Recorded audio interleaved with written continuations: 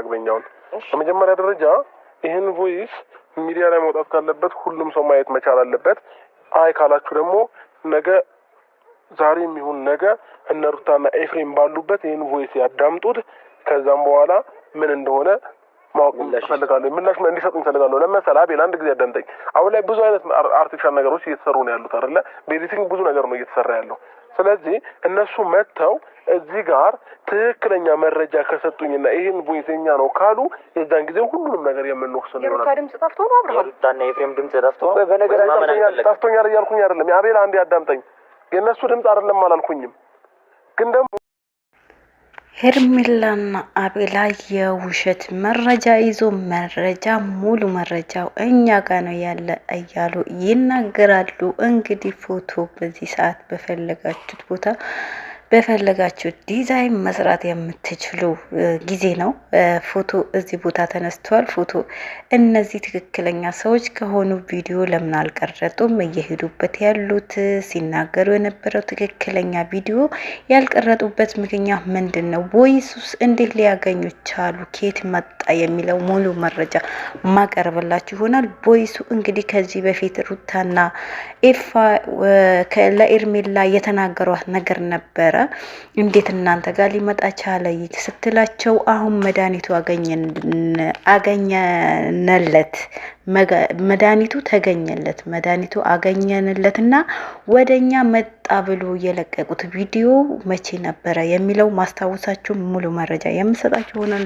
እስከ መጨረሻው ቪዲዮ ፍጻሜ ለመከታተል ሞክሩ። አንድ ጥያቄ የምጠይቃችሁ ውድ ቤተሰቦቼ ይሄ መረጃ የትክክለኛ መረጃ ነው አይደለም የሚለው እናንተ ኮሜንት ላይ እንድታስቀምጡልኝ እፈልጋለሁ። ምክንያቱም አንድ ልጠይቃችሁ የምፈልገው ነገር በሶስታቸውም ንግግር ወይም በሶስታቸውም ፊት የምትጠረጠሩት ነገር ጥርጣሬ አለ።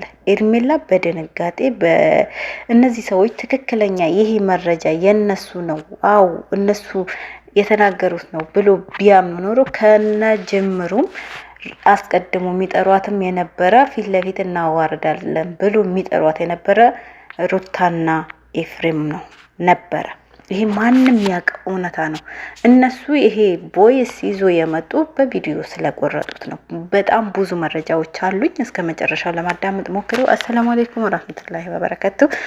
ውድና የተከበራችሁ ፋሚሊዎች ሰላማችሁ ብዝት ይበልልኝ። መጥቻለሁ። ላይክ ሼር ሰብ በማድረግ ጀምሩት።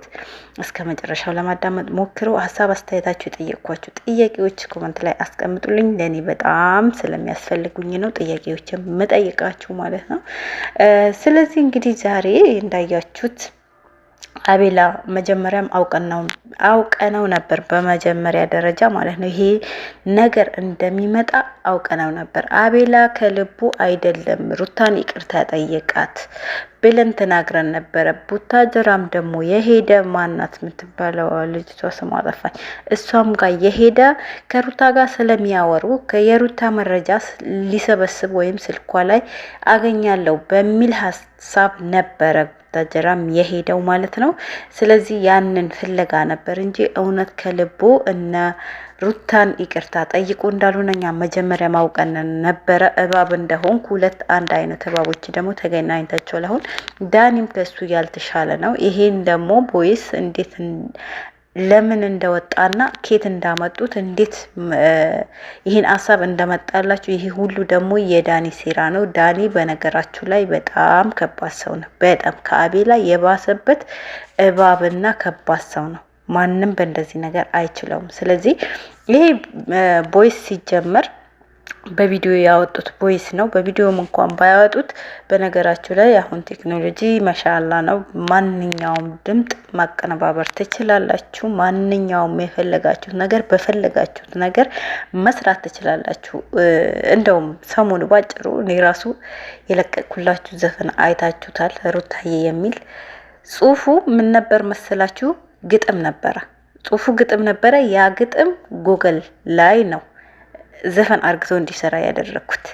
ስለዚህ የሰውም ድምጽ የፈለጋችሁት ነገር በፈለጋችሁት መንገድ ያ ነገር ቴክስት ራሳቸው ጽፎ ማለት ነው ቮይስ ማድረግ ይችላሉ። ገባችሁ? በፈለጉት ሰው ድምጽ ማለት ነው።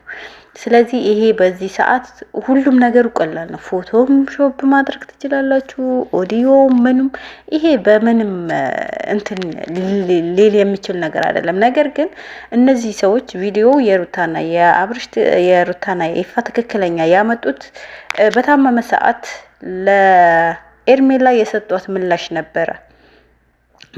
ምንስ ብታስነኩት ነው? ምንስ ብታረጉት ነው እናንተ ጋር የወሰዳችሁት? ወደ እኔ ማይመለስበት ምክንያት ምንድነው ብላ ስጠይቃቸው እነሱ ምንድነው ያሉት? ሁለቱም ተናግሯል በነገራቸው ላይ ይመስለኛልና አሁን መድኃኒቱ አገኘንለት፣ መድኃኒቱ ሰጠነው፣ ወደኛ አመጣ ነው ነበር ያሏት ማለት ነው። ያ ነገር የተናገሩት ነገር በቮይስ አድርጎ ቮይሱ ቆርጦ አሁን ለሱ አሰሙት።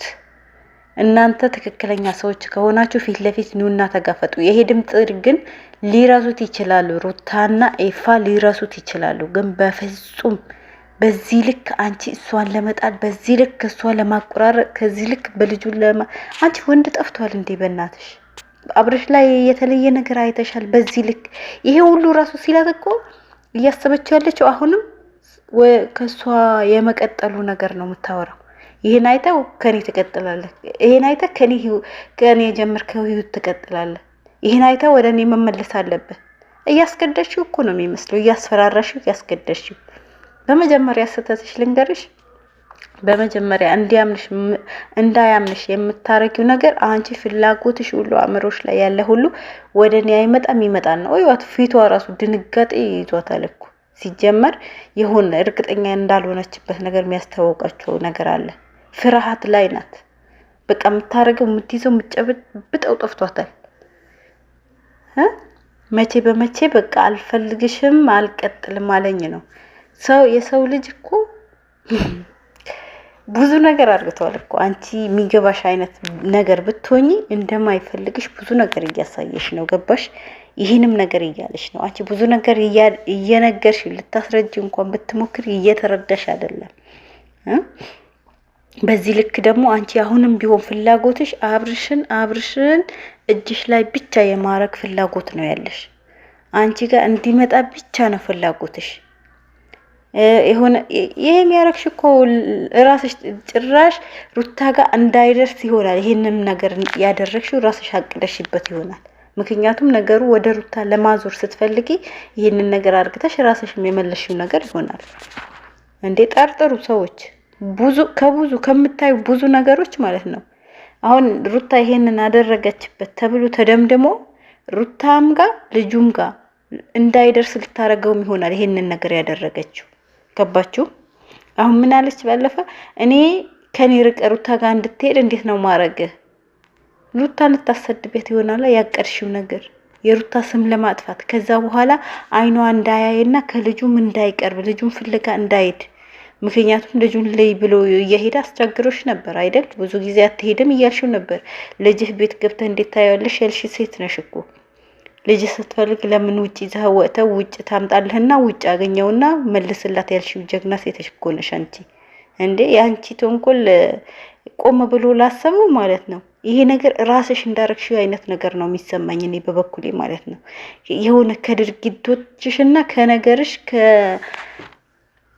እንዴት ልበልሽ፣ በቃ ካለሽ ሁኔታ አቋም ይሄ ነገር ራስሽ እንዳረክሽው ሩታ እንድትሰደብ እንዳረክሽው ነው ማስበው ምገምተው። አቤላ ደግሞ ይሄ ከሴት ጋር የሴት አልጫቱ ሴት የላከው ሞት አይፈራም አሉ።